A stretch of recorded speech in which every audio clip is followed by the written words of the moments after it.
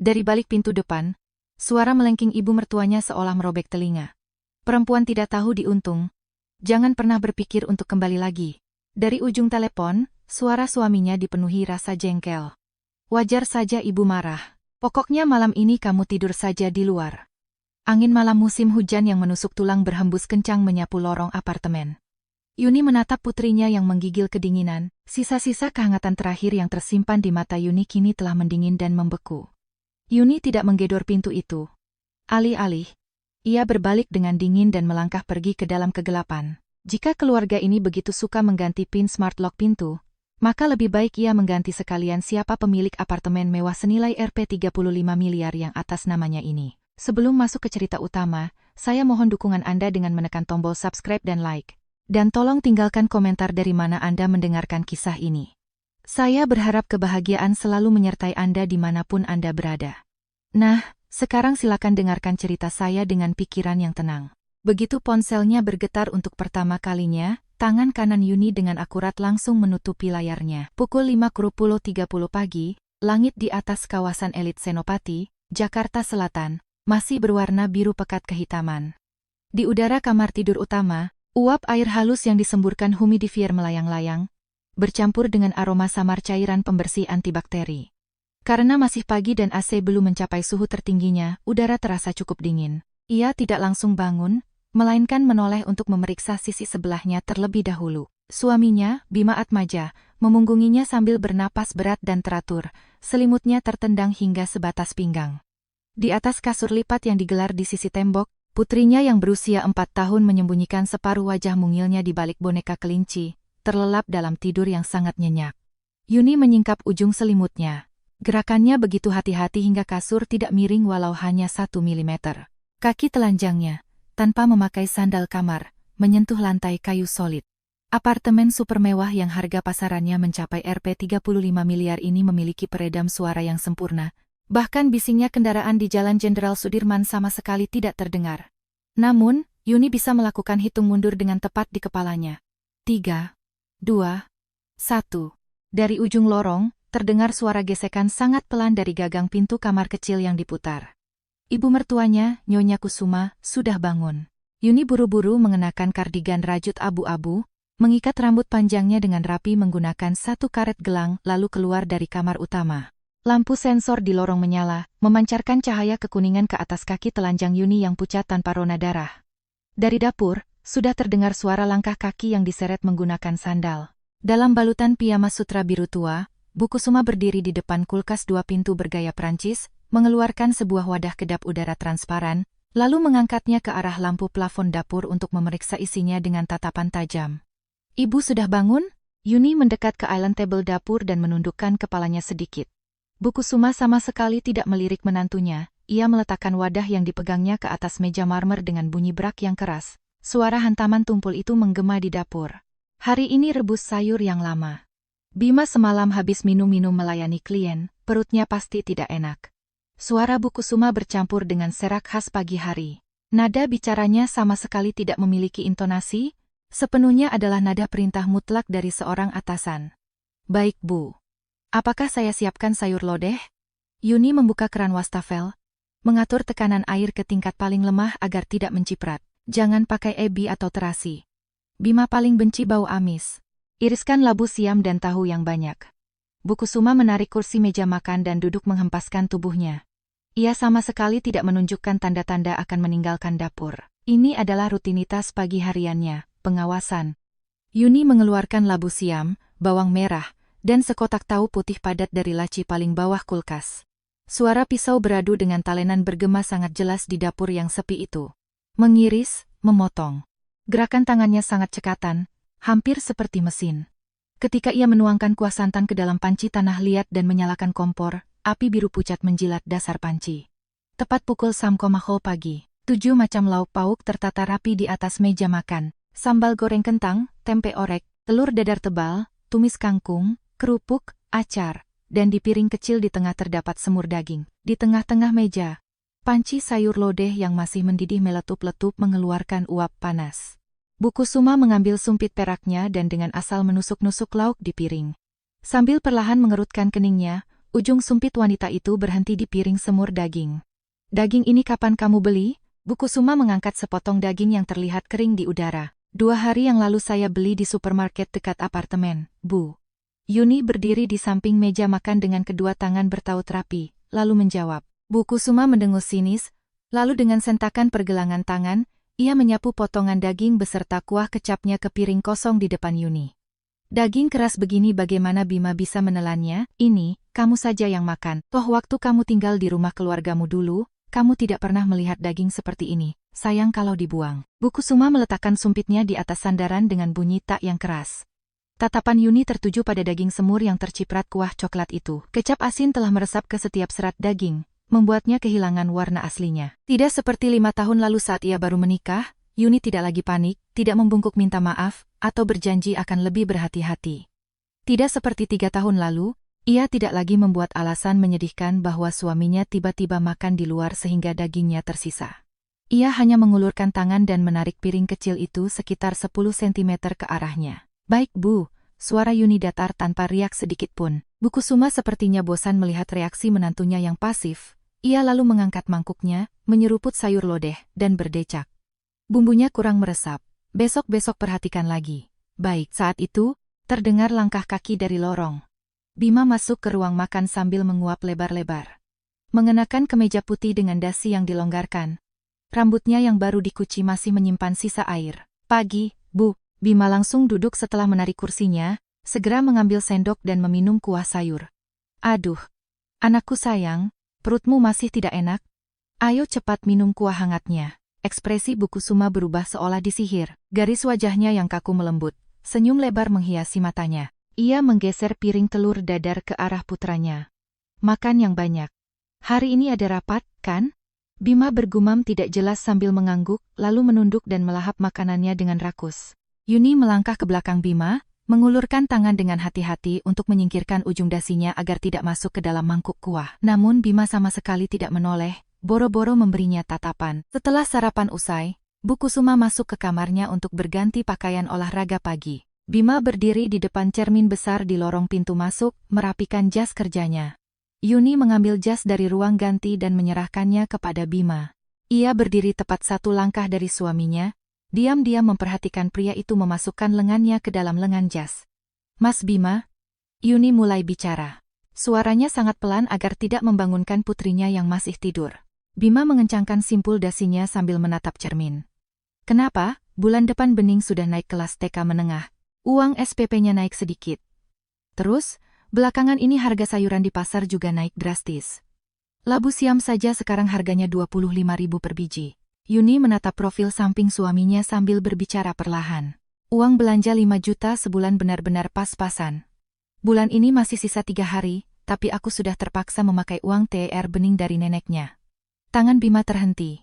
Ia menoleh dengan cepat. Keningnya berkerut tajam, matanya menatap Yuni, dengan tatapan jengkel seolah diganggu oleh hal yang sepele.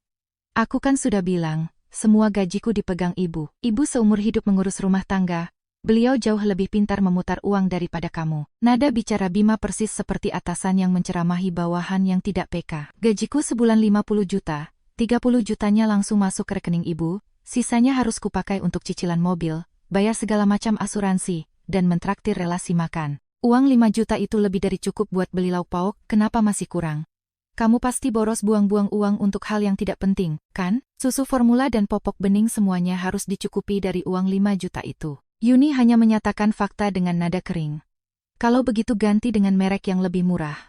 Anak sekecil itu mana tahu barang mahal, kamu saja yang berlebihan. Bima menyelipkan tas kerjanya di bawah lengan, dan memasukkan kakinya ke dalam sepatu. Ibu setiap hari menderita mengurus rumah ini, kamu sebagai menantu kenapa tidak bisa mengerti? Tolong jangan bikin orang pusing dengan urusan uang. Pintu depan terbuka, lalu ditutup dengan bunyi brak keras. Suara mekanis ceria dari smart lock yang terkunci menyusul, meninggalkan kesunyian yang mati di lorong pintu masuk. Yuni berdiri terpaku di tempatnya. Ia merogoh saku kardigannya dan mengeluarkan ponsel pintar. Layarnya menyala, menampilkan aplikasi mobile banking. Angka yang tertera pada kolom saldo yang tersedia adalah Rp5.120.000. Tapi itu karena kemarin sore ia buru-buru mentransfer bunga deposito berjangkanya yang baru masuk. Jika uang itu dikurangi, saldonya minus. Ia menatap angka itu lekat-lekat dalam waktu yang lama. Pinggiran angka-angka itu perlahan mengabur dalam pandangannya. Jika ini adalah dirinya di masa lalu, ia pasti akan mengurutkan daftar belanja yang panjang di dalam hati, berusaha membuktikan kepada suaminya bahwa 5 juta rupiah benar-benar tidak bisa membeli apa-apa. Namun, dirinya yang sekarang hanya menekan tombol daya dengan ibu jarinya tanpa emosi. Layar menjadi hitam pekat, memantulkan wajahnya yang pucat tanpa ekspresi. Pukul 10 pagi, sinar matahari musim hujan menyinari ruang tamu apartemen. Bu Kusuma duduk bersandar di sofa kulit Italia super mewah, sementara di atas meja sofa marmer tersaji set cangkir teh bone Cina premium. Di seberangnya duduk Butari dan Bu Ratna, tetangga dari lantai bawah. Yuni keluar dari dapur membawa nampan perak. Di atas nampan tersebut tersaji jeruk bali yang sudah dipotong rapi dan anggur Shin Muscat. Ia membungkuk, meletakkan piring buah dengan sangat hati-hati tepat di tengah meja. Aduh, ibunya Bima, sofa di rumah ini benar-benar luar biasa mewahnya. Butari dari lantai bawah mengelus sandaran tangan sofa dengan wajah penuh kekaguman. Bu Kusuma mengangkat cangkir tehnya, meniup uap yang mengepul, dan tersenyum lebar hingga telinganya. Ah, masa sih cuma segini saja dibilang mewah? Ini karena Bima anak yang berbakti. Dulu waktu mau beli rumah ini, saya sudah melarang keras, suruh beli rumah kecil saja di mana kek, tapi dia keras kepala. Katanya karena ibunya sudah menderita seumur hidup, dia harus merawat saya di apartemen besar di kawasan Senopati ini. Harga apartemen ini tembus 35 miliar loh. Ini semua karena anak saya sukses, makanya saya bisa menikmati kemewahan ini. Aduh, benar-benar beruntung sekali. Jarang loh ada anak muda zaman sekarang yang bisa beli rumah pakai uang sendiri setelah menikah, apalagi di tengah-tengah Senopati begini. Bu Ratna yang duduk di sebelahnya menimpali, sambil melirik Yuni yang berdiri diam di sudut dengan sudut matanya. Yuni berdiri dengan kedua tangan tertunduk, mengenakan pakaian rumah berwarna krem yang sederhana dan tidak mencolok. Beruntung apanya? Bu Kusuma meletakkan cangkir tehnya dengan kasar, mengangkat kelopak matanya dan memelototi Yuni. Gara-gara salah pilih menantu, orang tua sepertiku ini yang tulang-tulangnya mau copot karena kelelahan. Besan saya kan tinggal di rumah petak reot yang bahkan tidak masuk mobil di Tambun sana. Tiap kali dia pulang ke rumah orang tuanya, saya sudah tegaskan berkali-kali agar bau apak dan miskin dari sana jangan sampai menempel ke rumah ini. Bima kan manajer di biro iklan terkenal, dia harus jaga image di depan orang-orang. Butari tersenyum canggung karena canggung, mengangkat cangkir tehnya untuk menutupi wajahnya. Tulang punggung Yuni berdiri tegak. Jari-jari tangannya yang menjuntai di sisinya sedikit mengepal, kuku-kukunya yang dipotong pendek menancap ke telapak tangannya, menciptakan rasa sakit yang menusuk. Ia tidak membantah, sudah 5 tahun, hinaan semacam ini sudah tak terhitung lagi berapa kali ia dengar. Di mulut Bu Kusuma, apartemen senilai Rp 35 miliar ini adalah piala yang membuktikan kemampuan putranya dan simbol kejayaannya sebagai seorang ibu. Tapi wanita-wanita itu tidak tahu. Bima Atmaja juga sama sekali tidak tahu. 5 tahun lalu, saat nenek dari pihak Ibu Yuni menjelang ajal di sebuah rumah sakit di kawasan Pondok Indah. Sebelum menutup mata, sang nenek memanggil Yuni sendirian ke sisi ranjangnya. Tangannya yang kurus kering meraba bagian bawah bantal, mengeluarkan sebuah amplop coklat besar dan menggenggamnya erat-erat ke tangan Yuni. Yuni. Napas neneknya tersengal-sengal dan nyaris putus. Tapi sorot matanya luar biasa tajam. Apartemen di Senopati ini, nenek berikan cuma buat kamu, diam-diam dari paman-pamanmu. Nenek sudah mengurus balik namanya. Kamu pemilik rumah ini. Yuni yang saat itu masih muda memeluk amplop tebal itu sambil menangis sejadi-jadinya. Nenek, aku tidak mau terima ini. Dengar baik-baik kata nenek. Neneknya mengumpulkan sisa tenaga terakhirnya untuk mencengkeram pergelangan tangan Yuni dengan kuat. Kukunya sampai menancap ke kulit. Laki-laki yang kamu pilih itu, dan keluarga mertuamu itu. Di mata nenek, mereka sangat mencurigakan dan berbahaya. Hatimu terlalu lemah, sama seperti ibumu. Rumah ini adalah tali penyelamat terakhir dalam hidupmu. Sampai tiba saatnya kamu benar-benar membutuhkan rumah ini, jangan pernah beritahu siapapun. Kamu bahkan harus merahasiakannya dari ibu kandungmu. Mengerti? 3 hari setelah neneknya meninggal, Yuni menyimpan sertifikat hak milik, SHM, dan surat wasiat dari notaris ke dalam safe deposit box di bank. Selain membayar biaya sewa kotak penyimpanan setiap tahun, ia tidak pernah membuka dokumen-dokumen itu sekalipun. Berdiri diam saja di situ buat apa? Kamu tidak lihat tekonya sudah kosong? Bentakan saraf Bu Kusuma menghancurkan lamunan Yuni. Yuni tersentak sadar dan menundukkan kepalanya sedikit. Saya akan segera merebus air. Ia mengambil teko teh dan berjalan ke dapur. Menyembunyikan tubuhnya di balik island table, ia tidak langsung menampung air panas. Ia berdiri diam di depan wastafel, menatap deretan gedung pencakar langit Jakarta yang gemerlap dari balik jendela. Tali penyelamat terakhir. Ia selalu menjadikan rahasia ini sebagai obat penghilang rasa sakit yang ampuh untuk bertahan hidup. Bahkan saat Buku Suma mengungkit latar belakangnya dan melontarkan serangan pribadi yang kejam, atau saat Bima dengan semena-mena membatasi uang belanja dan merendahkannya, ia mengulanginya ratusan kali di dalam hatinya. Tidak apa-apa. Rumah ini milik, aku bisa pergi kapan saja aku mau. Karena memiliki benteng terakhir itulah, secara paradoks, ia memilih untuk diam dan bersabar. Ia ingin mempertahankan keluarga yang utuh setidaknya untuk Bening. Ia percaya bahwa jika ia tidak melawan, merendah, dan memainkan peran sebagai menantu yang penurut dengan baik, kedamaian palsu ini akan bisa dipertahankan. Namun sekarang, setetes air jatuh dari keran wastafel dan menghantam dasar mangkuk stainless steel. Tik. Ia menyadari satu hal, efek obat penghilang rasa sakit itu sudah habis. Udara Sabtu pagi itu membawa hawa kering dan dingin yang menusuk hidung. Yuni berjongkok di lorong pintu masuk, memakaikan jaket tebal berwarna merah muda pada Bening yang baru berusia 4 tahun. Bening mengucek matanya yang mengantuk, menggumamkan sesuatu tentang akan pergi ke rumah neneknya di Tambun untuk makan bakpao ayam. Saat itu, Buku Suma keluar dari ruang tamu dan membanting selembar kertas memo yang penuh coretan ke atas rak sepatu dengan bunyi plak yang keras. Kembali sebelum jam makan malam. Pokoknya harus kembali, perintah Buku Suma sambil menatap angkuh Yuni yang masih duduk di lantai. Nanti malam direktur perusahaan Bima akan datang makan malam ke rumah kita. Ini masa yang sangat penting untuk promosi jabatan Bima. Kamu tidak boleh melakukan kesalahan sedikit pun. Aku sudah siapkan alat panggang untuk 10 porsi daging, pastikan semuanya siap. Pergi ke toko daging langganan kita, beli daging sapi Wagyu A5 yang paling mahal. Istri Pak Direktur sangat suka kepiting. Pergi ke supermarket premium, beli kepiting asap yang paling besar dan berdaging. Yuni menarik resleting jaket Bening sampai ke atas, berdiri perlahan, dan mengambil kertas memo di atas rak sepatu. Baik Bu. Saya akan pulang cepat untuk menyiapkan semuanya. Jangan cuma omong kosong. Kalau sudah ke rumah petak keluargamu yang jelek itu, kamu pasti sampai lupa daratan, kan? Buku Suma mendengus meremehkan. Cepat berangkat sana. Yuni menggenggam tangan kecil Bening dan keluar dari apartemen. Untuk pergi dari Senopati ke Tambun, Bekasi, ia harus naik MRT, lalu berganti KRL komuter lain. Yuni memilih transportasi umum karena sayang dengan biaya taksi. Rumah keluarganya adalah rumah susun tua yang dibangun pada era 90-an. Ubin dinding luarnya sudah lebih dari separuh terkelupas dengan mengerikan.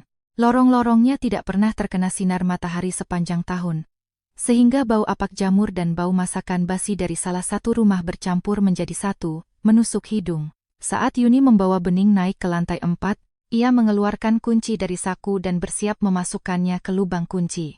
Tiba-tiba pintu dari dalam terbuka dengan bunyi brak. Ibu tetangga sebelah keluar dengan wajah pucat pasi dan hampir bertabrakan langsung dengan Yuni. Aduh, Yuni. Pas sekali kamu datang. Ibu tetangga sebelah langsung memegang erat lengan Yuni. Ibumu baru saja pingsan di lorong, barusan dibawa pakai ambulans. Suara dengung besar yang memekakan telinga bergema di kepala Yuni. Tas kanvas di tangannya jatuh ke lantai. Ke rumah sakit mana? Dibawa ke rumah sakit mana, Bu? Suaranya melengking karena cengkraman ketegangan yang ekstrem. Dibawa ke RSUD Kota Bekasi. Cepat susul ke sana. Yuni langsung menggendong Bening dan berlari menuruni tangga tanpa menoleh ke belakang. Bening yang terkejut menangis keras sambil memeluk leher ibunya erat-erat seolah itu tali nyawanya. Napas Yuni tersengal-sengal di tenggorokan. Rasanya seperti ada gumpalan kapas kasar yang memenuhi dadanya, membuat dadanya terasa sakit seperti dirobek setiap kali ia menarik napas. Ruang UGD dipenuhi dengan bau obat disinfektan yang menyengat dan suara mekanis dari mesin-mesin yang berbunyi teratur. Ibu Yuni terbaring di ranjang rumah sakit dengan wajah pucat keabuan dan bibir yang membiru. Seorang dokter yang memegang rekam medis datang dengan wajah serius. Ini adalah stroke ringan yang disebabkan oleh tekanan darah tinggi. Syukurlah beliau cepat dibawa kemari sehingga masa kritisnya terlewati, tapi untuk beberapa hari ke depan beliau wajib dirawat inap untuk observasi. Beliau butuh istirahat total. Hindarkan dari hal-hal yang membuat terkejut. Yuni menggenggam tangan ibunya yang kasar dan kapalan tangan yang seumur hidup mencuci piring di dapur restoran. Air mata tanpa suara jatuh berderai membasahi selimut putih rumah sakit. Pukul 3 sore, ponsel Yuni di sakunya bergetar hebat tiada henti. Nama penelepon yang muncul di layar adalah ibu mertuanya. Yuni menatap wajah pucat ibunya yang baru saja tertidur di ranjang, lalu bergantian menatap Bening yang sedang menggambar di buku sketsanya sambil duduk di kursi lipat di sebelahnya. Yuni dengan hati-hati memegang ponselnya, berjalan ke ujung lorong UGD, dan menekan tombol terima. "Kamu ada di mana sekarang? Jam berapa ini masih belum belanja?" Teriakan menggelegar Bu Kusuma menembus gagang telepon. Bahkan tanpa menyalakan speaker, suaranya cukup nyaring untuk bergema di lorong. "Bu, ibuku tiba-tiba pingsan dan dirawat inap. Aku sekarang sedang di UGD." Yuni mencoba menjelaskan situasinya dengan suara sepelan mungkin. "Dirawat? Cih, kalau mau sakit kenapa tidak dari dulu-dulu? Kenapa harus pingsan hari ini?" Bu Kusuma sama sekali tidak berniat mendengarkan perkataan menantunya.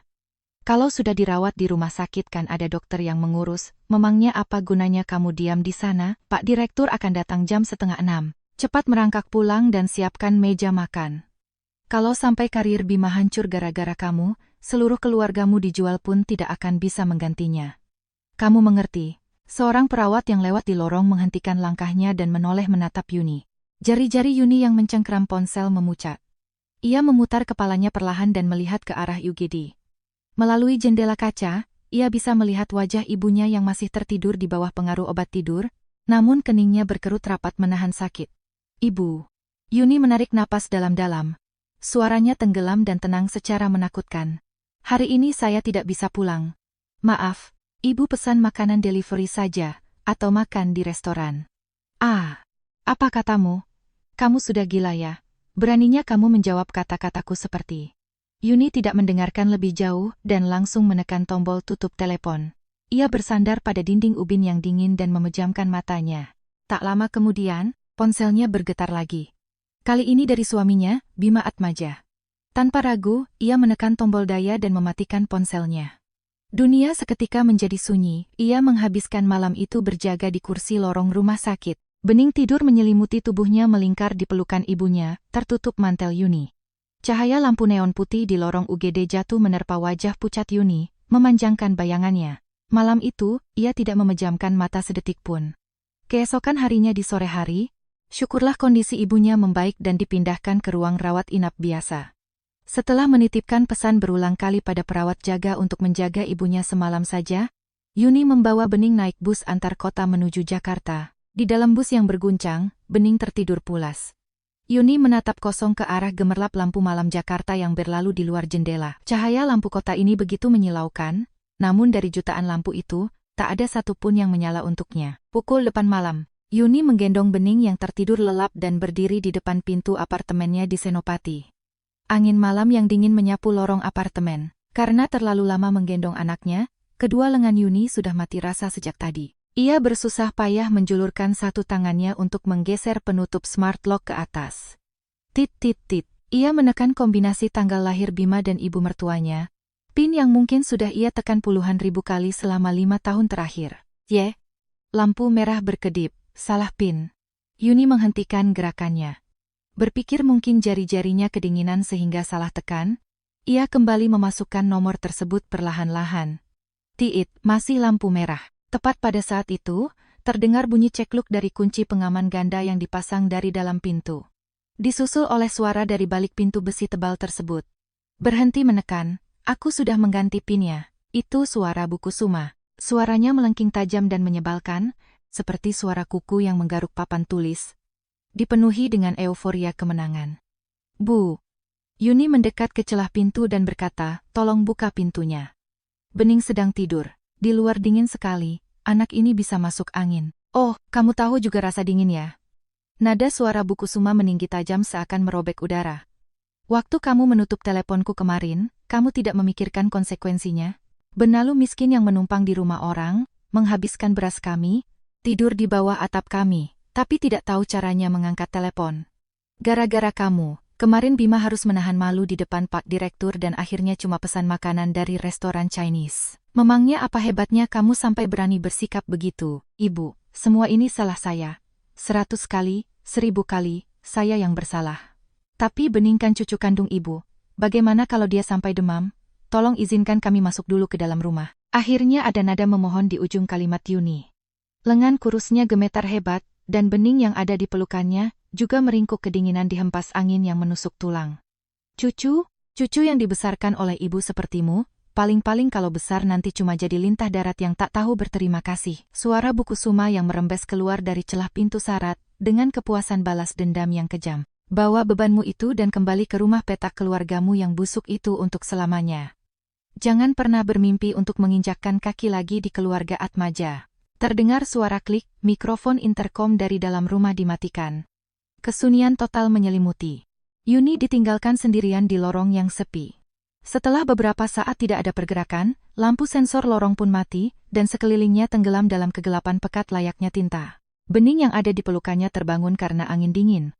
Anak kecil yang sedang mengucek matanya itu ketakutan oleh kegelapan dan hawa dingin yang menusuk kulit, lalu pecah tangisnya.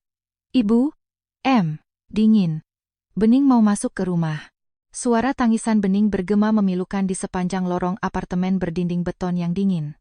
Saat itu, pintu rumah sebelah terbuka sedikit dengan bunyi klik. Wajah Butari mengintip separuh. Dari dalam kegelapan, ia melihat Yuni berdiri menggendong anaknya. Ada emosi campur aduk antara rasa kasihan dan pandangan merendahkan di mata Butari. Wanita itu lalu terkejut mundur dan membanting pintunya keras-keras. Disusul suara cekluk-cekluk kunci ganda yang diputar rapat-rapat. Suara kunci ganda yang tanpa ampun itu terasa seperti vonis dunia terhadap Yuni. Yuni tidak menggedor pintu ibu mertuanya. Ia tidak mengamuk sambil menggedor-gedor pintu besi layaknya karakter utama sinetron yang malang, tidak berteriak-teriak mengeluarkan ingus dan air mata untuk mengeluhkan ketidakadilannya. Ia hanya menunduk diam menatap wajah kecil putrinya yang membeku kemerahan akibat angin dingin. Air mata yang mengalir di pipi Bening langsung berubah sekeras es akibat tamparan angin malam. Dengan tangannya yang kasar, Yuni mengusap air mata anaknya, lalu menarik ujung mantel yang dipakainya untuk membungkus anaknya lebih erat. "Set, Bening, ibu akan membelikan rumah yang jauh lebih besar dan lebih hangat untukmu." Suara Yuni sangat pelan, tapi jauh lebih kokoh dan dingin dari sebelumnya. Ia berbalik dan tidak sekalipun menoleh kembali ke pintu apartemen yang tertutup rapat itu. Ia langsung berjalan menuju lift dan menekan tombol turun. Pintu lift terbuka, menyorotkan cahaya terang benderang ke seluruh tubuhnya. Yuni masuk dan berdiri berhadapan dengan cermin yang terpasang di pintu lift. Di dalam cermin, tampak seorang wanita lusuh dengan rambut berantakan, kulit pucat tanpa rona darah. Lingkaran hitam pekat bersarang di bawah matanya. Wajahnya terlihat seperti cangkang kosong yang mengering setelah dihantam kemiskinan dan penghinaan ekstrem. Namun, saat menatap wajahnya sendiri di cermin, Yuni merasakan detak jantungnya menjadi sangat damai. Tidak ada lagi kemarahan yang meluap-luap. Tidak ada rasa ketidakadilan yang menyayat hati, tidak ada keputusasaan seolah dunia kiamat. Hanya ada satu emosi tersisa yang terasa begitu nyata. Titik didih. Air yang selama 5 tahun direbus perlahan di atas api kecil layaknya sebuah penyiksaan, malam ini. Setelah diusir tanpa ampun bahkan sebelum bisa melewati ambang pintunya sendiri di lorong yang dingin dan kejam ini. Akhirnya melewati titik kritis dan mulai mendidih dengan hebat. Keluar dari area apartemen, ia pergi ke sebuah kafe waralaba 24 jam terdekat. Syukurlah, penghangat ruangan di dalam kafe itu menyala dan terasa nyaman. Ia membelikan Bening segelas susu hangat dan memperhatikan anaknya menyesap perlahan dengan kedua tangannya yang mungil memegang erat cangkir besar tersebut. Tak lama, rona merah kembali menghiasi pipi Bening. Yuni mengeluarkan ponselnya dari saku dan menyalakannya. Begitu layar menyala, puluhan notifikasi panggilan tak terjawab langsung berhamburan. Semuanya berasal dari pihak rumah sakit tempat ibunya dirawat. Tak ada satupun panggilan dari suaminya, Bima Atmaja. Ia membuka aplikasi pesan singkat, mengetuk profil suaminya, dan mengetikkan kalimat kering. "Ibu mengganti pin pintu, aku tidak bisa masuk." Ia menekan tombol kirim. Waktu di layar menunjukkan pukul 8.45 malam. Yuni meletakkan ponselnya terbalik di atas meja dan menatap lekat-lekat jam dinding bundar di kafe tersebut. Jarum detik berputar tanpa henti. Orang-orang di dalam kafe berganti-ganti, bangkit dan digantikan orang baru. Setelah minum susu hangat, Bening menyandarkan kepalanya ke sofa yang empuk dan tertidur lagi. Pukul 10.45 malam. Tepat 2 jam telah berlalu. Ponselnya bergetar pelan di atas meja. Yuni mengambil ponselnya, dan balasan dari suaminya muncul di layar. "Kamu ini juga, kenapa tidak pulang tanpa bilang-bilang sebelumnya? Wajar saja kalau ibu marah. Kemarin Pak Direktur datang tapi kamu tidak ada, mukaku mau ditaruh di mana? Pokoknya malam ini kamu cari penginapan atau hotel murah saja, besok aku akan coba bicara baik-baik dengan ibu." Kalau beliau sudah reda marahnya, kamu masuk dan minta maaflah sambil memohon-mohon. Tidak ada sepatah kata pun untuk menanyakan apakah bening kedinginan. Tidak ada kekhawatiran sedikit pun mengenai kondisi ibu mertuanya. Bahkan tidak ada pertanyaan manusiawi mendasar seperti di mana istri dan putri kecilnya akan menghabiskan malam yang dingin ini. Yuni menatap tajam teks menjijikan itu selama 30 detik penuh. Cahaya biru dari layar terpantul di kedua bola matanya yang bersinar dingin seperti bongkahan es raksasa. Dengan gerakan yang sudah sangat terlatih, ia menekan tombol volume down dan power sekara bersamaan. Cekrek, tangkapan layar itu tersimpan di galeri. Ia keluar dari jendela cat dan membuka daftar kontak. Jari-jarinya menggulir layar dengan cepat ke bawah, melewati nama-nama guru TK, teman-teman lama, kerabat yang hanya dikenal wajahnya, lalu akhirnya berhenti pada nama Rina Handayani. Rina Handayani, kakak tingkat Yuni semasa kuliah, yang kini menjadi pengacara partner yang berspesialisasi di bidang sengketa properti dan hukum keluarga di sebuah firma hukum besar di kawasan SCBD, Jakarta. Yuni membuka kolom pesan singkat dan mengetikkan kalimat pendek yang jelas. Mbak Rina, besok pagi apakah ada waktu? Aku mau jual rumah. Sekalian persiapan cerai. Setelah pesan terkirim, Yuni memasukkan ponselnya dalam-dalam ke saku mantelnya. Dengan hati-hati ia menggendong Bening yang tertidur meringkuk di sofa, mendorong pintu kaca kafe yang berat, dan melangkah keluar menuju jalanan malam kota Jakarta. Keesokan harinya pukul 10 pagi. Di dalam gedung perkantoran kelas premium di kawasan SCBD Jakarta. Di balik meja mahoni besar yang mewah, pengacara Rina Handayani sedang memegang secangkir americano. Mengenakan setelan jas hitam pekat yang sempurna dan potongan rambut pendek pixie yang tajam, ia memandang adik kelasnya yang duduk di seberangnya sambil mengangkat satu alisnya dengan raut wajah tertarik. Yuni meletakkan sebuah amplop tebal di atas meja dan membuka lilitan benang putih yang menyegel penutupnya. Dokumen pertama yang ia keluarkan adalah sertifikat hak milik SHM apartemen. Dokumen kedua adalah surat wasiat dari notaris yang disahkan oleh pengadilan. Dan yang ketiga adalah sebuah memori USB hitam. Mbak Rina, Yuni mulai berbicara. Suaranya terdengar serak seperti pasir karena beberapa malam tidak tidur, tetapi pelafalannya sekoko baja dan sangat jelas. Tolong jual apartemen di Senopati itu. Rina meletakkan cangkir kopinya dan mengambil SHM yang diletakkan paling atas. Tatapan tajamnya dengan cepat menyapu kolom nama pemilik. Di sana tertulis, pemilik hak milik, Sari Yuniarti. Apartemen yang diwariskan nenek dari pihak ibunya. Rina mendongak kaget, sorot matanya kini bertambah serius. Yuni, kamu tahu harga pasaran properti sekarang? Apartemen di kawasan Senopati, ditambah keunggulan lokasi dan lantai premium, harga jualnya saat ini setidaknya dengan mudah menembus 35 miliar rupiah. Aku tahu. Yuni membalas tatapan kedua mata Rina lekat-lekat. Tolong pasarkan. Harus secepat mungkin. Rina meletakkan kembali dokumen itu dan sedikit memajukan tubuhnya. Menjual rumah adalah hak prerogatifmu, tapi ingat, saat rumah ini dipasarkan, pihak mertuamu pasti akan segera tahu. Kemarin malam kamu juga mengirim pesan mau cerai, kan? Apakah kamu sudah siap menghadapi badai luar biasa yang akan menerjangmu setelah ini? Sebagai jawaban, Yuni menggeser memori USB hitam di tangannya ke hadapan Rina. Ini apa? Ini adalah rekaman audio berisi makian dan kekerasan verbal dari ibu mertuaku selama 5 tahun terakhir. Sejak tahun kedua pernikahan, setiap kali wanita itu membuka mulutnya, aku menekan tombol rekam di dalam sakuku. Di dalamnya sudah aku atur rapi berdasarkan folder tahun dan bulan. Dan juga percakapan semalam, saat ia mengusirku dari depan pintu, semuanya terekam utuh. Mata Rina sedikit membesar. Ia memandang adik tingkatnya yang selama ini selalu terlihat seperti orang baik hati dan penurut hingga tampak naif dengan tatapan baru. Rina menyadari bahwa pernikahan bagai neraka yang menyesakan selama 5 tahun itu tidak menghancurkannya, melainkan telah menempanya menjadi pemburu tangguh yang luar biasa sabar dalam menunggu mangsa. Tapi file rekaman saja masih kurang sebagai pukulan telak penentu, kata Rina kembali ke wajah profesional pengacaranya. Kalau kamu mau menuntut cerai, apalagi mengambil alih hak asuh anak, kamu harus membuktikan bahwa pihak lawan memiliki kesalahan fatal atau bahwa pernikahan itu sudah hancur tak bisa diselamatkan lagi. Masih ada ini. Yuni mengambil ponselnya sendiri. Ia membuka aplikasi email, menampilkan dokumen PDF panjang, lalu menyerahkannya pada Rina. Rina mengambil ponsel itu dan menggulir beberapa halaman. Raut wajahnya seketika menegang dingin. Itu adalah dokumen yang dicetak dari tangkapan layar percakapan WhatsApp. Pihak yang mengobrol adalah Bima Atmaja dengan karyawan juniornya di kantor yang bernama Siska.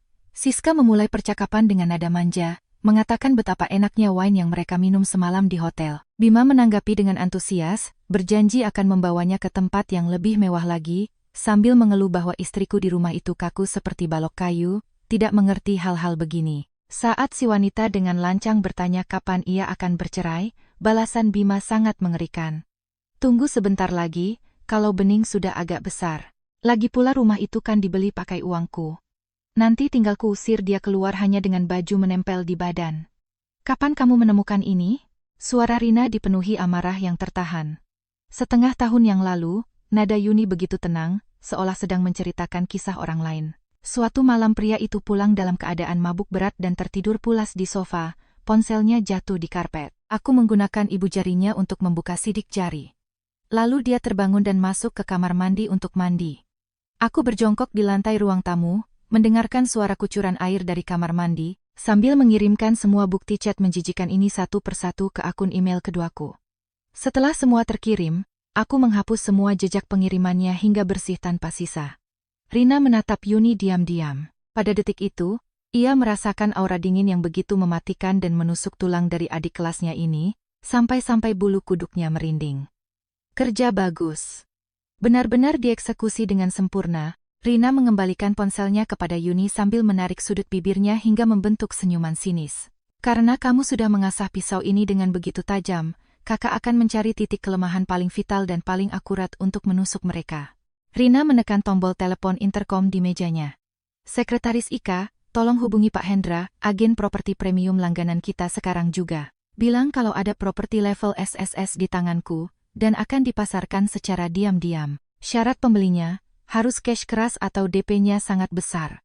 Setelah mematikan telepon, Rina kembali menatap Yuni. Urusan jual rumah serahkan padaku, tapi sekarang ada satu hal lagi yang harus kamu lakukan. Apa itu? Pengajuan sita jaminan atas hak huni. Rina mengeluarkan selembar formulir kosong dari lasinya. Kamu bilang tadi malam kamu diusir dari pintu depan apartemen? Di lorong apartemen pasti ada CCTV. Pergi ke bagian manajemen apartemen dan copy semua rekaman video hari kemarin. Lampirkan juga screenshot pesan gila dari suamimu yang menyuruhmu tidur di luar itu. Kita mengajukan ini ke pengadilan bukan agar kamu bisa kembali tinggal di rumah itu. Kita hanya memaku dasar hukum yang sangat kuat, bahwa pihak lawan telah secara terang-terangan melakukan tindakan penelantaran yang disengaja, dan melanggar hak hunimu secara serius. Ini akan menjadi senjata yang sangat mematikan di pengadilan. Baik, Yuni mengangguk berat. Hanya dalam 3 hari, di pasar properti Jakarta, selalu saja ada pembeli kaya raya yang sudah mengantre dengan uang tunai setiap kali ada properti emas yang dijual. Karena letak apartemen tersebut berada di lokasi paling premium, ditambah lobi khusus Rina melalui koneksinya, seorang istri pengusaha ekspor-impor seketika menyambar tawaran itu. Tempat penandatanganan kontrak dilakukan di ruang rapat kantor firma hukum Rina. Yuni duduk rapi di meja panjang tanpa satupun kerutan pada kemeja putihnya. Pihak pembeli sangat cekatan. Setelah hanya melihat foto-foto bagian dalam apartemen dan salinan sertifikat SHM tanpa perlu datang ke lokasi, mereka langsung siap tanda tangan saat itu juga. Sepertinya saya harus merenovasi ulang seluruh interiornya. Bisakah jadwal pelunasan dimajukan jadi 2 minggu lagi? Tanya pengacara pihak pembeli. Tidak masalah. Yuni mengambil pena khusus tanda tangan yang berat dan menuliskan 3 huruf Sari Yuniarti. Dengan gaya tulisan cetak yang kokoh di bagian pihak penjual pada halaman terakhir perjanjian jual-beli, suara goresan pena di atas kertas itu bergema di ruangan. 2 minggu lagi, kehidupan seperti neraka yang telah mencekik lehernya selama 5 tahun ini akan berubah bentuk menjadi angka raksasa senilai Rp35 miliar yang akan mendarat utuh di rekeningnya. Sore hari setelah menandatangani PJB, Yuni duduk di kantor pribadi Rina untuk menandatangani dokumen lain, yaitu gugatan cerai. Daftar lampiran gugatan itu tebalnya mencapai 3 halaman penuh. Transkrip audio berisi cacimaki selama 5 tahun. Riwayat rekening koran yang membuktikan Bima secara sengaja menyetorkan seluruh gajinya pada ibunya sebagai bentuk kekerasan ekonomi dalam rumah tangga. DVD berisi rekaman CCTV lorong apartemen. Dan tentu saja, bukti pamungkas berupa obrolan perselingkuhan yang kotor itu. Gugatan ini akan langsung masuk ke pengadilan melalui sistem e-court sore ini. Mungkin dalam 2 atau 3 hari, surat panggilan dari pengadilan akan meluncur ke kantor Bima dan ke apartemen itu, kata Rina sambil memasukkan bundel berkas ke dalam amplop tebal. Selama 2 minggu ini kamu mau tinggal di mana? Ibuku kemarin sudah keluar dari rumah sakit. Untuk sementara aku dan Bening akan tinggal di rumah ibuku. Yuni bangkit berdiri. Aku juga sudah membatalkan pendaftaran TK Bening. Mulai minggu depan aku akan memindahkannya ke daycare di sekitar Bekasi. Bagus. Ingat, selama beberapa hari ke depan, apapun yang orang-orang gila itu lakukan dan sebanyak apapun mereka menghubungi, jangan pernah angkat teleponnya. Semua urusan hukum, serahkan padaku. Yuni mengangguk pelan dan berjalan keluar dari firma hukum. Hari-hari berikutnya, kehidupan Yuni diselimuti kedamaian yang aneh. Ia tinggal di rumah susun reot milik keluarganya di Tambun. Kini ia tidak perlu lagi terbangun kaget oleh alarm jam 5.30 pagi, dan tidak perlu lagi menjaga perasaan siapapun. Ia hanya perlu memasak sup hangat untuk ibunya. Menggenggam erat tangan kecil bening menyusuri gang kecil menuju tempat penitipan anak yang baru. Lalu semuanya selesai. Ponselnya terus-menerus berada dalam mode senyap. Pada hari ketiga setelah gugatan masuk di sore hari, notifikasi panggilan tak terjawab mulai tumpah ruah di layar ponselnya.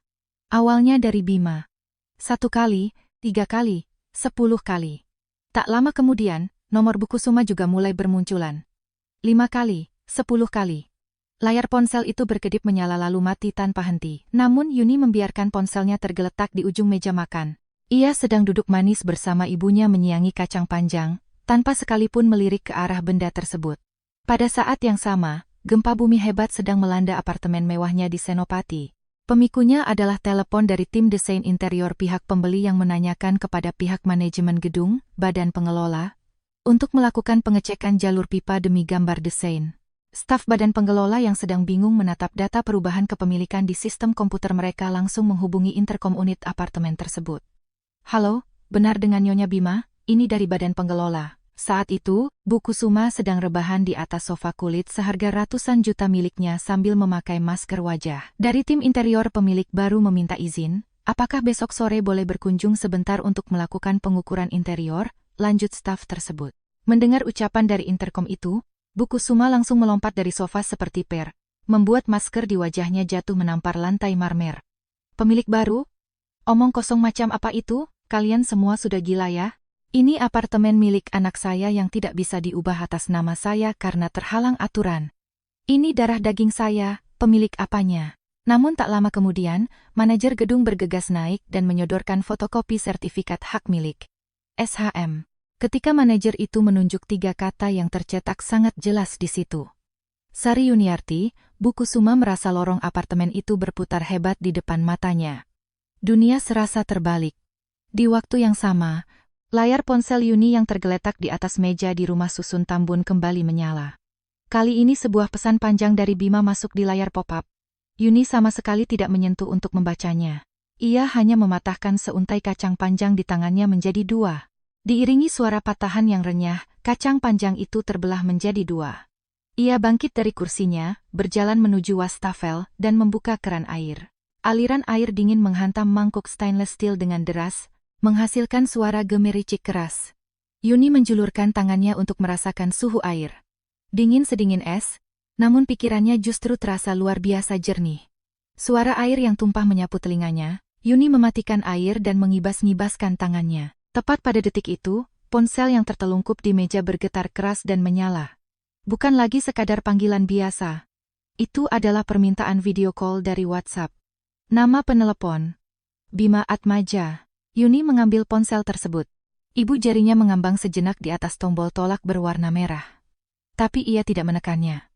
Ia membiarkan ikon gagang telepon hijau bergetar selama sekitar 10 detik.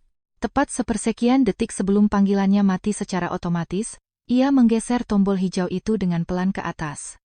Layar langsung dipenuhi wajah Bima yang berkerut dan kacau. Rambutnya berdiri seperti sarang burung, matanya dipenuhi urat-urat merah muda. Menilai dari latar belakangnya, ia tampak berada di area merokok di lantai dasar gedung perusahaannya. Sari Yuniarti. Kamu sudah gila ya? Begitu video terhubung, auman kebinatangan Bima meledak dari speaker ponsel hingga hampir pecah. Yuni sedikit mengernyit dan menjauhkan ponsel dari wajahnya akibat suara bising tersebut. Beraninya kamu. Rumah itu rumahku. Atas dasar apa kamu menjualnya? Apa hakmu sembarangan menyentuh rumah orang lain? Bima memegang ponsel sambil berputar-putar tak karuan di tempat, membuat layar berguncang hebat. Telepon agen propertinya sekarang dan batalkan kontraknya. Cepat batalkan, kamu dengar aku.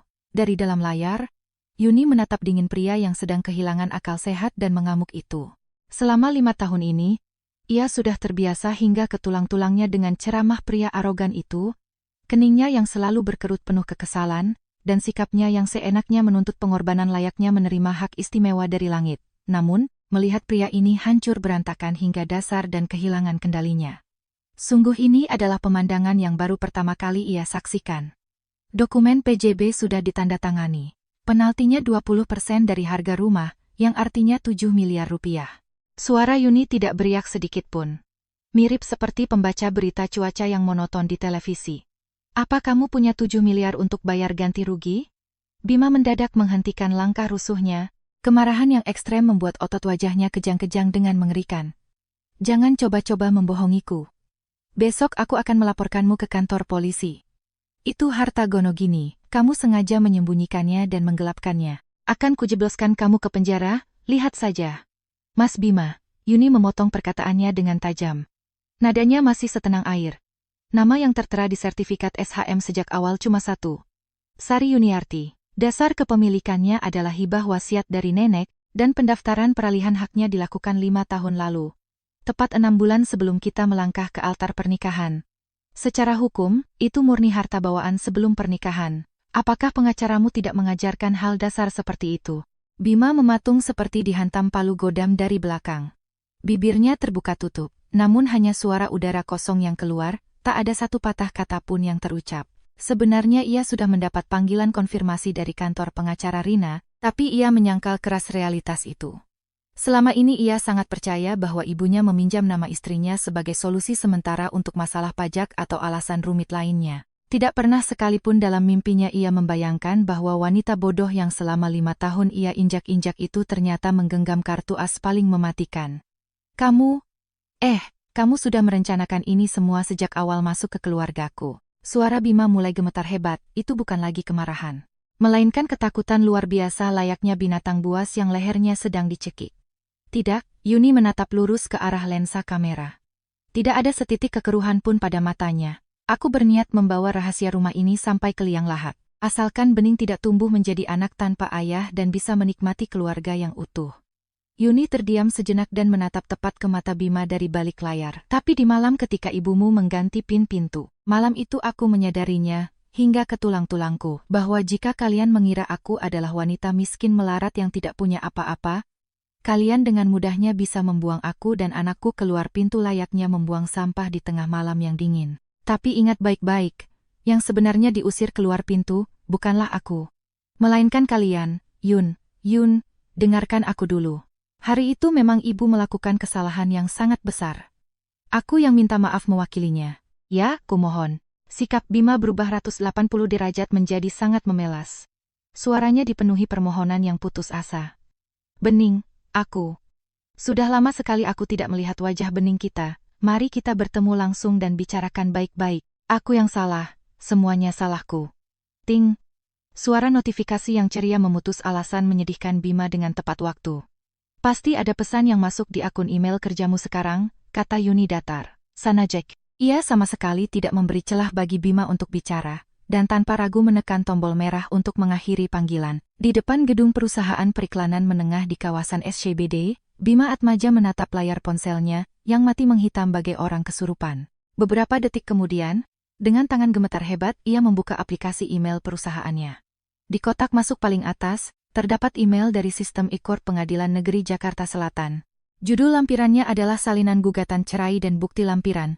Dan di kolom tergugat dengan sangat jelas tertulis nama Bima Atmaja. Dengan jemari bergetar hebat layaknya daun tertiup angin, ia membuka file PDF tersebut.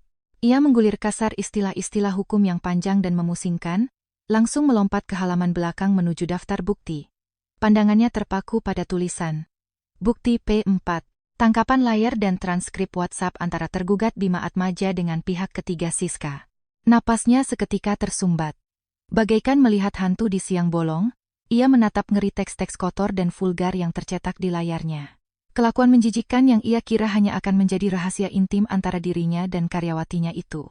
Kata-kata rendahan dan rencana mengusir istrinya dari apartemen yang ia lontarkan sambil tertawa-tawa di atas kasur hotel itu. Kini semuanya terpampang nyata dan mengerikan sebagai bukti formal di dalam dokumen pengadilan untuk mengolok-oloknya. Brek, suara pecah berbunyi. Ponsel yang licin dari tangannya yang berkeringat itu jatuh menghantam paving blok lantai area merokok. Retakan seperti sarang laba-laba menyebar dengan mengenaskan dari sudut kanan layar. Keesokan harinya di sore hari, di area lobi utama apartemen elit Senopati, Bu Kusuma duduk menghempaskan tubuhnya di tangga batu depan pos keamanan.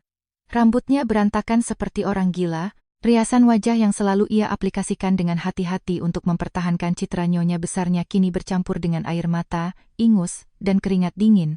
Meluber mengerikan, ia memukul-mukul lantai dengan kedua tangannya dan menangis meraung-raung sampai menggegerkan seluruh penghuni. Aduh, perempuan kejam yang akan kena azab, benar-benar tidak punya hati. Dia menipu keluarga kami bulat-bulat. Apartemen ini dibeli pakai uang hasil keringat anak saya. Ini nyawa saya. Apa hak wanita jalang itu menjual rumah orang lain? Saya tidak mau keluar. Siapapun yang menyeret saya tidak akan pergi. Beberapa petugas keamanan apartemen berdiri menjaga jarak, berwajah serba salah dan kebingungan. Di sekitar keributan itu, warga apartemen sudah berkerumun layaknya lautan manusia, dan di antara mereka terlihat Butari dan Buratna, tetangga yang pernah mengunci pintu rapat-rapat saat Yuni diusir di malam dingin itu. Mereka bersembunyi di balik orang-orang sambil menunjuk-nunjuk Bu Kusuma menggunakan dagu mereka dan mulai bergosip. Ya ampun, biasanya sombongnya selangit. Tiap buka mulut selalu bernyanyi ini apartemen 35 miliar hasil kerja anaknya. Ternyata itu rumah bawaan menantunya sendiri. Nah, itu. Katanya dia mengusir menantunya di tengah malam waktu musim hujan ho. Kena batunya dia, bikin orang lain nangis darah.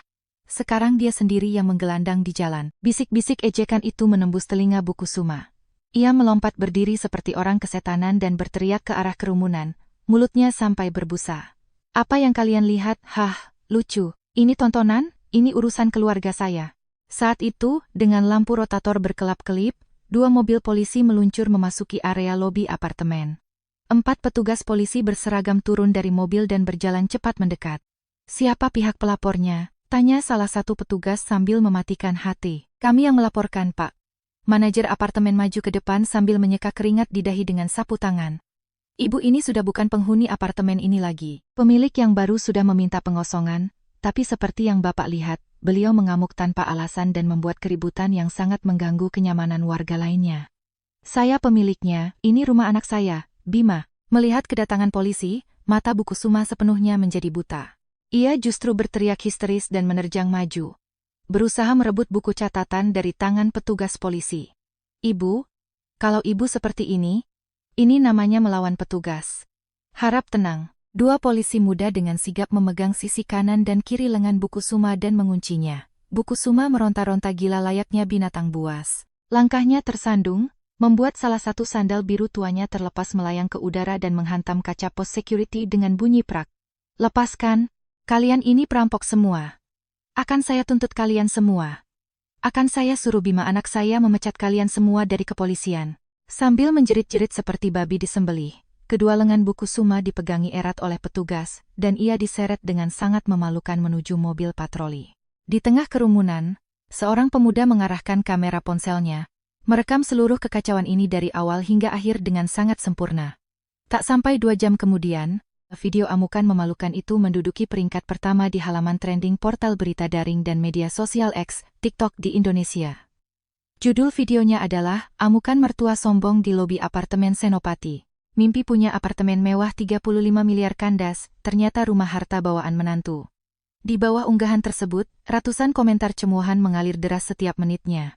Jutaan netizen Indonesia makan popcorn sambil kegirangan melihat wanita tua yang biasanya berlagak aristokrat dan menginjak-injak menantunya, kini diseret bagai orang gila yang kehilangan segalanya. Dan saat itu juga, Bu Kusuma terkapar tak berdaya di kursi besi reot di polsek terdekat. Melihat Bima yang berlari masuk dengan napas memburu dan wajah ketakutan setelah ditelepon polisi, ia langsung mencengkeram lengan baju anaknya bagai orang tenggelam yang menggenggam jerami.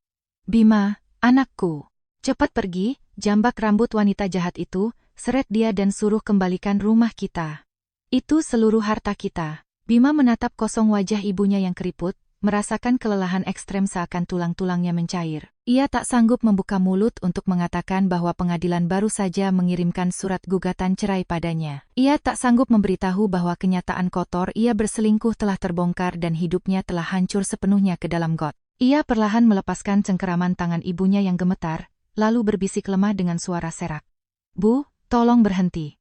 Kita sudah tidak punya rumah lagi. Kedua tangan kurus Bu Kusuma jatuh lunglai ke bawah. Barulah saat itu kesadarannya tertampar kuat hingga ke tulang-tulang, bahwa menantu perempuan tidak berarti yang selama ini diinjak-injaknya di bawah sepatu dan diperlakukan bagai pembantu, kali ini benar-benar telah menghancurkan langit kehidupannya hingga berkeping-keping. Waktu 2 minggu berlalu dengan sangat cepat mencekik napas. Akhirnya tiba tanggal pelunasan, alias hari serah terima properti. Pengacara dari pihak pembeli melayangkan ultimatum pamungkas tanpa ampun. Jika sore ini pukul 3 apartemen tidak dikosongkan sepenuhnya, mereka akan langsung mengajukan gugatan pengosongan paksa, dan semua barang yang tersisa di dalam rumah akan dianggap sebagai sampah dan dibuang. Masalah terbesarnya adalah, tidak ada 1 sen pun aset properti atas nama Bu Kusuma. Rekening deposito luar biasa yang selama ini dibanggakannya kemana-mana, isinya hanyalah hasil jerih payah putranya yang mentransfer Rp 30 juta setiap bulan. Itu pun sisa saldonya setelah dipotong gaya hidupnya yang mewah dan melunasi cicilan tas brandednya, hanya tersisa sekitar Rp 100 juta. Mengingat gilanya harga properti di Jakarta saat ini, uang 100 juta bahkan tidak cukup untuk menyewa sebuah rumah kontrakan yang layak di pinggiran Jakarta Selatan. Pada akhirnya, Bima yang terdesak ke ujung jurang harus mencari sebuah kamar kos-kosan reyot nan lembab berharga sewa 1,5 juta sebulan di gang sempit yang langganan banjir di kawasan Kampung Melayu, Jakarta Timur. Disitulah ia menyewa tempat agar ibunya bisa bernaung. Itulah batas tertinggi kemampuan finansial yang bisa ia peras saat ini. Pada hari pindahan, langit mendung kelabu, dan gerimis hujan menyedihkan membasahi tanah. Bu Kusuma berdiri terpaku di tengah ruangan kos-kosan ukuran petak yang bau apak jamurnya sangat menusuk. Ia hanya bisa menyaksikan kuli angkut memaksakan sofa kulit Italia senilai ratusan juta dan meja makan mahoni solid berat lengkap dengan lemari kristalnya untuk dijejalkan ke dalam ruangan sempit tersebut. Karena harus melewati kusen pintu yang kecil, ujung sofa kulit itu sobek mengelupas mengerikan, dan salah satu kaki meja makan kayunya patah berantakan. Saat ia melompat marah seperti binatang buas berniat meneriaki kuli angkut agar hati-hati, tiba-tiba pinggangnya serasa diremukkan oleh rasa sakit ekstrem yang menyambar seperti kilat. Ia menjerit, memegangi punggungnya, lalu jatuh terpuruk menimpa sofa kulit mahal yang kini kompang-camping itu. Air hujan yang masuk melalui celah jendela basement kos menetes ke lantai semen yang dingin. Bau udara di dalam ruangan itu, betapapun ventilasinya dibuka, tetap syarat dengan aroma jamur busuk dan pesing. Bau apa yang memuakkan itu? Persis sama mengerikannya dengan bau kemiskinan yang sering ia cemuh dan hina setiap kali ia menutup hidung saat mengunjungi rumah susun besannya dulu. 3 bulan kemudian, di ruang sidang Pengadilan Negeri Jakarta Selatan, udaranya terasa berat dan membeku.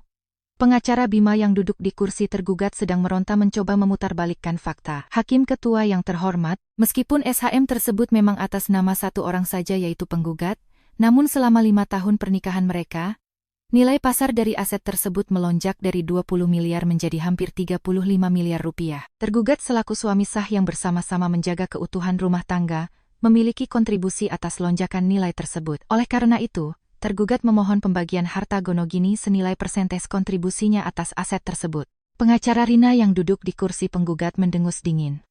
Ia mengeluarkan laporan penilaian aset, appraisal, resmi dari tumpukan dokumennya dan menyerahkannya ke meja hakim. Hakim Ketua, ini adalah laporan valuasi dari KJPP Independen. Seperti yang tercantum di dokumen tersebut, selama 5 tahun ini, apartemen tersebut sama sekali belum pernah mengalami renovasi interior maupun perbaikan struktural yang dapat menaikkan nilai bangunan. Selisih laba harga pasar senilai 15 miliar tersebut murni 100% adalah akibat dari lonjakan nilai pasar properti.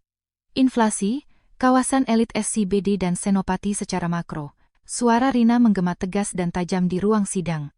Ia memalingkan wajahnya dan menatap sinis pengacara Bima. Saya mau bertanya pada pihak kuasa hukum tergugat. Sebenarnya jasa besar apa yang klien Anda berikan atas meledaknya harga properti ini? Apa klien Anda menaburkan serbuk emas pakai uangnya sendiri di tanah Senopati?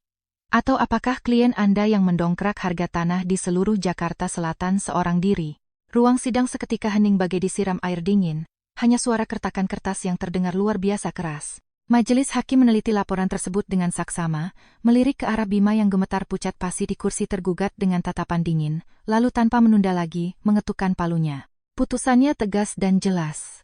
Mengabulkan gugatan cerai penggugat.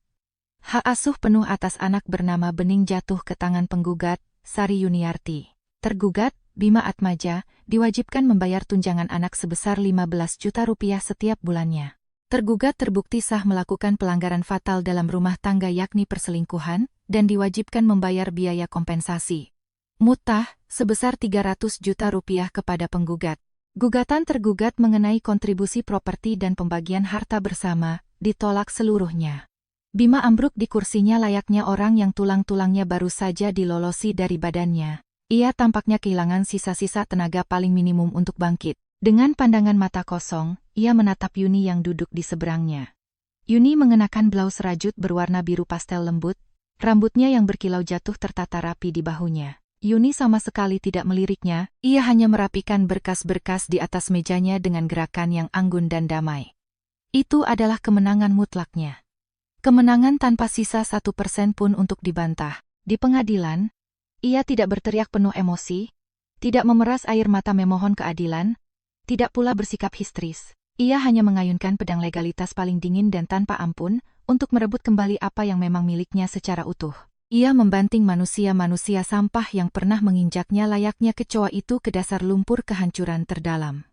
Keluar dari gerbang pengadilan negeri, Rina menepuk pundak Yuni dan tersenyum lebar. Ayo, hari ini kamu sudah sangat lelah menahan diri. Kakak akan traktir kamu minum kopi paling enak. Tidak perlu, Mbak. Yuni membalas dengan senyuman ringan dan menggelengkan kepala. Sore ini ada kelas parenting di tempat daycare Bening. Waktu pulang nanti, aku harus mampir beli stroberi segar kesukaan Bening. Ia membungkuk hormat kepada Rina yang telah menyelamatkannya dari neraka, lalu membalikkan badannya dengan langkah ringan menuju stasiun KRL terdekat. Sinar mentari sore yang cerah menyinari punggungnya dengan kehangatan lembut. Setelah 5 tahun terjebak dalam waktu bagaikan neraka, untuk pertama kalinya dalam hidup, ia merasakan udara yang sepenuhnya utuh dan menyentuh hati. Pada akhir pekan, hypermarket dipenuhi energi dan keramaian orang-orang yang berbelanja. Yuni mendorong troli belanjanya dan berhenti di depan deretan buah segar. Ia mengambil satu kotak stroberi merah cerah yang dikemas dalam plastik bening transparan, memeriksanya dari bawah untuk memastikan tidak ada buah yang bonyok atau memar. Kehidupan barunya di kawasan elit BSD City di Tangerang terasa sangat damai dan lega jika dibandingkan dengan kawasan Senopati yang mewah namun menyesakan. Dengan sisa uang miliaran hasil penjualan, ia secara tunai membeli rumah mewah berlantai 2 di klaster eksklusif BSD yang tak jauh dari rumah ibunya. Sisa uang besar lainnya, atas saran Rina, telah diinvestasikan pada instrumen deposito dan reksadana paling stabil. Hanya dari bunga investasinya saja setiap bulan, ia dan Bening bisa menjalani kehidupan mewah yang tak terbayangkan tanpa kekurangan suatu apapun. Ia tak perlu lagi memaksakan diri bangun pagi dengan jantung berdebar karena alarm pukul 5:30 pagi. Setiap pagi, ia bisa bangun dengan santai pukul 7 pagi setelah tidur nyenyak, menyajikan roti panggang mentega dengan olesan selai dan susu hangat untuk Bening. Ponselnya di saku mantel bergetar singkat. Yuni merogoh saku sambil satu tangannya masih memegang kereta belanja. Sebuah notifikasi unggahan baru muncul di layar ponselnya dari aplikasi komunitas online, Twitter, X. Judul utas tersebut adalah, "Ada yang pernah lihat nenek tua nempel kertas di depan kos-kosan kumuh ini?" Begitu Yuni secara refleks menyentuh notifikasi itu, foto tunggal yang diunggah muncul di layar. Latar belakang foto itu adalah pintu rumah kontrakan kumuh lantai bawah di gang sempit kawasan Kampung Melayu yang kotor. Di kusen pintu kayunya yang mulai lapuk dan menghitam bekas terendam banjir, tertempel sebuah kertas lusuh menguning menggunakan selotip. Tulisan tangannya bergetar naik turun seolah ditulis oleh penderita Parkinson yang menggenggam pena dengan sisa-sisa tenaga puncaknya. Yuni. Yuniku mohon. Biarkan dosa ini aku yang tanggung. Izinkan aku melihat wajah cucuku sekali saja. Ini semua salah ibu. Di kolom bawah utas tersebut, komentar-komentar netizen mengalir deras. Ada beberapa yang iba dan merasa kasihan, tapi tak sedikit pula ibu-ibu komunitas Facebook dan Twitter yang menyebutkan rumor bahwa wanita ini tadinya mertua paling jahat di Senopati, dan akhirnya diusir menantunya sendiri. Respons sinis mendominasi. Siapa suruh pas punya harta sok berkuasa, hukum tabur tuai itu nyata. Yuni menatap lama foto menyedihkan di layar ponselnya itu.